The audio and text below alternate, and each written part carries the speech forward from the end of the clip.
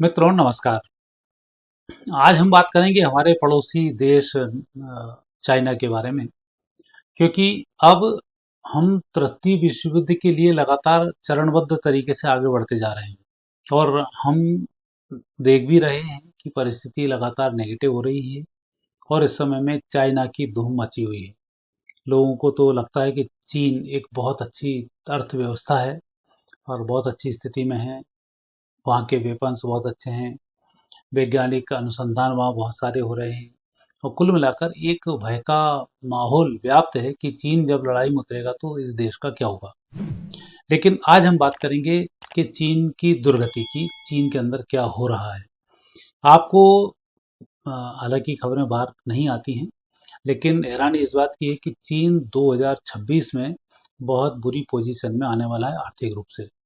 तो पहला तो मेरा आप लोगों से निवेदन है, जो चीन में रहते हों, आपके रिश्तेदार, उनसे बोल दें कि अपना पैसा इंडिया भेज दो या जैसा भी हो बाहर वहाँ से आने की तैयारी करो, चाहे इंडिया डायरेक्ट आओ या जैसे भी आओ वैसे आओ। क्योंकि 2026 के बाद चीन में स्थिति ये होने वाली है कि चीन जितने भी विदेशी लोग हैं इनका सबका धन हड़प के खाली हाथ भेजने वाला है। ये घटित होके रहेगा, क्योंकि चीन के टुच्चेपन को आप नहीं जानते जितना उसकी कुंडली में जो योग बनते हैं सबसे घाव। और दूसरा वामपंथी शासन, वामपंथी शासनों में नाम जरूर होता है कि हम सबके साथ सबके विकास की बात करते हैं, गरीबों की बात करते हैं, नौकरों की बात करते हैं, लेबर की हम बात करते हैं, लेकिन इनके अंदर सबसे बड़ा घटियापन होता है कि ये बात करते हैं और काम करते नहीं हैं। लेबरों को गुलाम बना के रखते हैं। चीन वहाँ पर पूरा गुलाम है। यदि वहाँ पर कुछ भी चीज़ की ज़रूरत पड़ती है, बड़ा व्यक्ति बीमार होता है तो वही गैर मुसलमानों को पकड़ लेते हैं। किसी की किडनी चाहिए तो उनकी किडनी निकाल के उसमें लगा देते हैं, लीवर चाहिए तो उनका कर देते हैं। ये सब वहाँ की एक बड़ी अच्छी कहानी है।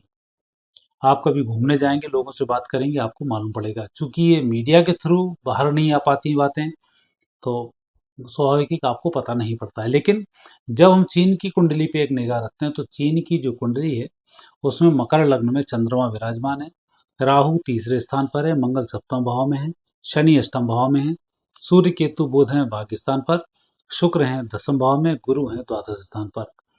तो एक तो गुरु द्वादश स्थान पर बैठे हुए हैं, तो ऐसे व्यक्ति का कोई सगा नहीं होता। ऐसा कोई सगा नहीं जिसे चीन ने ठगा नहीं। पहली बात तो ये है। तो ये गुरु ही संकेत देता है कि ये हर देश के साथ गद्दारी करने वाला चीन है। वामपंथी शासन पहले हुआ करता था सोवियत संघ में भी, तो वहाँ भी स्थिति बेकार हुई। अब वहाँ पर शासन बहुत अच्छा चल रहा है, तो रूस के रूप में कन्वर्ट हुआ, अब रूस बहुत अच्छा है। हमारे देश तो वामपंथी शासन उखड़ चुका है, थोड़ा बहुत केरल वेरल में बचा है, तब वो आखिरी सांसें गिन रहा है और 2029 में पूरा सफाया यहाँ भी होने वाला है। तो इक्का दुक्का भर बचे रह जाएंगे, बाकी तो सब इन शासनों की धज्जी उड़ने वाली है।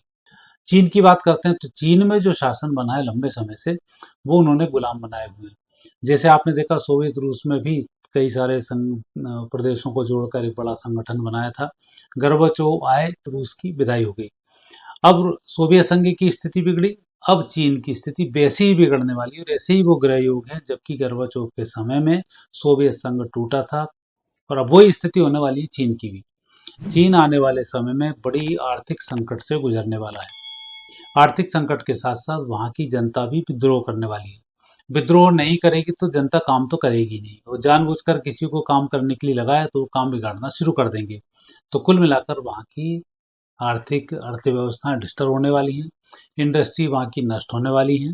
और भारत को इस बात का फ़ायदा उठाने के लिए तैयार रहना चाहिए कि वहाँ पर जो नेगेटिव स्थिति बनेगी उससे हम कैसे बेहतर कर सकें भारत की अर्थव्यवस्था के रूप में। लेकिन ये स्थिति जो बन रही है, ये स्थिति ही तृतीय विश्व युद्ध की ओर भी ले जा रही है। उसके पीछे कारण है कि चीन के पास कुछ बचेगा नहीं, विद्रोह जनता का फैल जाएगा और वहां से वामपंथी शासन उखड़ने के जब स्थिति बनेगी तो हत्याएं करने से नहीं चूकते हैं, देश को गुलाम बनवाने से नहीं चूकते हैं। देश पर कोई भी संकट आए, कुछ भी हो, उनका शासन बना रहना चाहिए। वो चीन से सीखो। तो हमारी पूर्ववर्ती सरकारों ने भी चीन के अंडर में रह के यही काम किए हैं। हमारे बंगाल में देखते हैं, जब तक इन वामपंथियों का शासन था कितनी बुरी स्थिति रही और बांग्लादेशी लगातार आते रहे। ममता बनर्जी भी अब बात करती हैं चीन के शासन से जुड़कर, तो भी बांग्लादेशियों का आना शुरू होता है। ऐसा ही लागू हुआ, उन्हें वो स्वीकार नहीं करना है। ये वामपंथी की विचारधारा है कि जो हम कर रहे हैं वो करें, बात करते हैं कि हमारा वामपंथ गरीबों के काम आएगा, लेबर के काम आएगा, लेकिन गुलामी वामपंथ किसकी करता है? चाइना की। यदि इनकी बातें सही होती तो कलकत्ता में कभी का अच्छा युग चल रहा होता, इतने लंबे समय तक 20-25 साल तक शासन वामपंथियों का रहा। कांग्रेस का 30-35 साल तक शासन रहा, क्या कर लिया? ममता बनर्जी का रहा, इसने क्या कर लिया? सिर्फ गरीबी, भुखमरी और मुस्लिमों को बढ़ाना और भारत के हिस्से को तुड़वाना, इसके अलावा वहां पर कोई विकास नहीं हुआ। जो विकास हुआ केंद्र की सरकारों ने कुछ दिया तो हुआ, नहीं तो नहीं हुआ। ये वहाँ के लोगों ने कुछ कर लिया। तो अब जो चीन की स्थिति बनने वाली है, वो चीन की स्थिति बिगड़ना तो 2019 से शुरू हुई है और 2036 तक बिगड़ेगी। पर अब जो 20 दिसंबर 25 से सूर्य का अंतर्दशा शुरू होगी इसमें, बुध में, और सूर्य इनके अष्टम भाव के स्वामी बनते हैं, भाग्य स्थान पे ये विराजमान है। तो ऐसी स्थिति में अब जो सूर्य का अंतर जिसमें आ रहा है, ये बहुत बेहतर नहीं जा रहा है। और सूर्य जब नेगेटिव होता है तो आत्मा मर जाती है। आत्मा मर जाती है, इसका आशय यह है कि वहाँ की जो सरकारें हैं उनकी आत्मा मरेगी और वो कड़े स्टेप उठाएंगी, जिससे जनता में त्राही त्राही होगी। और भाग्य स्थान पे बैठे हुए हैं। दूसरा, सप्तम भाव के स्वामी है चंद्रमा। तो सूर्य जैसे ही हटेगा वैसे ही चंद्र की अंतर्दशा शुरू हो जाएगी। ये होगी अक्टूबर 26 से और 28 तक चलेगी। और इसी बीच में ये चीन के अंदर मारकाट मचेगी, चीन के अंदर गंभीर बीमारियां फैलेंगी और चीन अपने हाथ खड़े कर देगा। और 2026 में अक्टूबर के बाद स्थिति ये होगी कि वो कड़े फैसले लेगा। और इस कड़े फैसले में जो विदेशी वहां पर रह रहे हैं, वो उनको निहत्ते खाली हाथ आना पड़ेगा। अपना सारा धन छोड़कर, सारा गोल्ड छोड़कर वो तभी वहां से आने देगा। स्थिति बहुत नेगेटिव होगी, क्योंकि युद्ध की तो वो चाह ही रहा है, किसी ने दबाव बनाया फिर युद्ध को उतरेगा वो।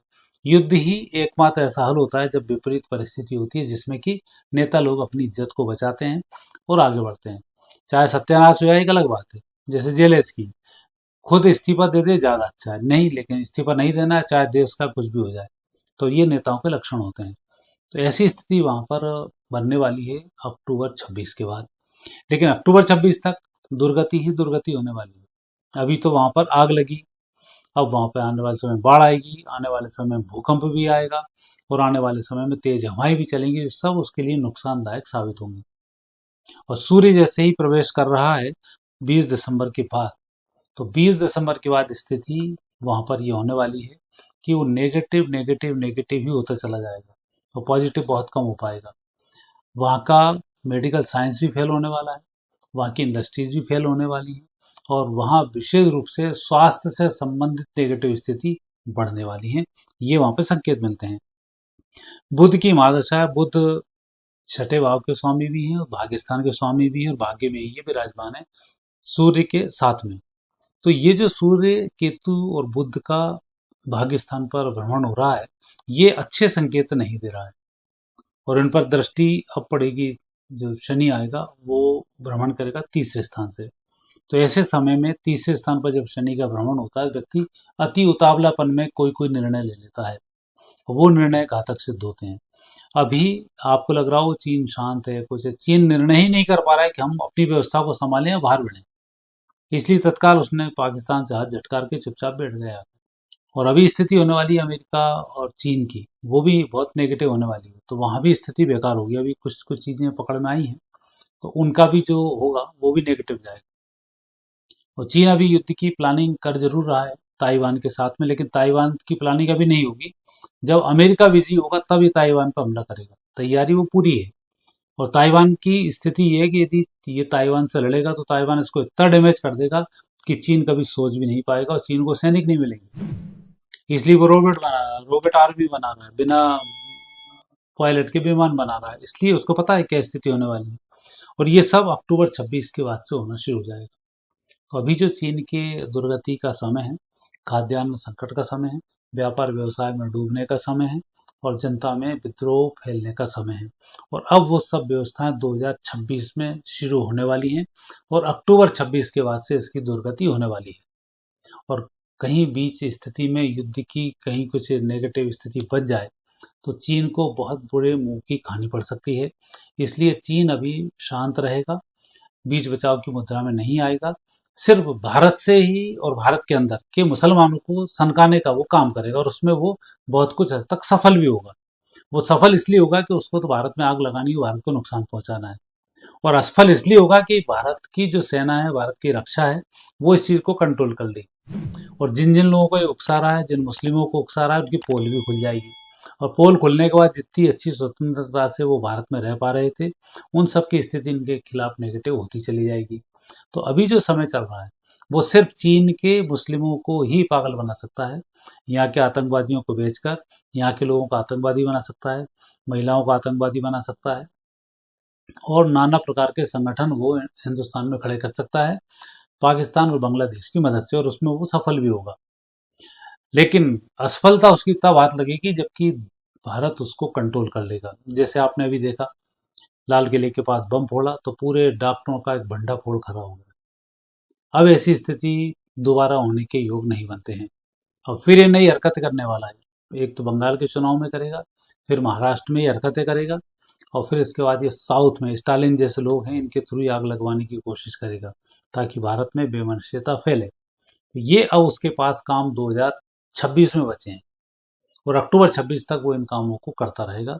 और उसकी कोशिश रहेगी कि भारत पाकिस्तान और बांग्लादेश के साथ में सीधा युद्ध में उतर जाए, और फिर वो नेपाल को भी थोड़ा सा सनका दे, और थोड़ा सा श्रीलंका को भी उठाए, तो भारत को कहीं ना कहीं मुश्किलों का सामना पड़े। ये इस साल की उसकी प्लानिंग रहेगी, क्योंकि जो योग बन रहे हैं वो भारत के साथ उसकी प्लानिंग के योग बन रहे हैं, और भारत इसमें चीन की एक नहीं चलने देगा, उसमें सफल होगा, लेकिन थोड़ा सा संघर्ष इसमें करना पड़ेगा। तो ये जो योग बन रहे हैं, ये योग संकेत ही दे रहे हैं कि चीन से इस समय में हर प्रकार की दूरी बनाना, हर चाल को समझना, इसके भी इसमें योग हैं कि इसके सब जगह भंडाफोड़ होंगे। चीन के साथ रूस के रिश्ते वो भी टूटने वाले हैं, चीन जापान वो भी टूटने वाले हैं। चीन का और अमेरिका का रिश्ता रहेगा, लेकिन वो तात्कालिक रिश्ता है, वो दोस्त का दुश्मन अपना दोस्त, ऐसा ही उसका नियम रहेगा। तो उसमें अमेरिका के साथ थोड़ा सफल होगा, लेकिन चीन अमेरिका को तोड़ने में सफल हो जाएगा, अमेरिका के यहाँ अमेरिका में विद्रोह फैलाने में वो सफल हो जाएगा, और नेटो को तोड़ने में भी वो सफल हो जाएगा। यहाँ दो तीन जो बाहर की बातें हैं, उसमें चीन कई जगह सफल होता हुआ भी दिखाई दे रहा है। लेकिन अंतोगत बात, 2026 चीन के लिए बहुत अच्छा नहीं है, और 26 अक्टूबर के बाद तो बहुत ही अच्छा नहीं है। मेरा तो बस यही है कि जो लोग वहाँ लगे हैं वो पैसा वैसा वहाँ इकट्ठा नहीं करें, जो भी कमाए कमाए, लेकिन अक्टूबर 26 के बाद आने के लिए तैयार बने रहें।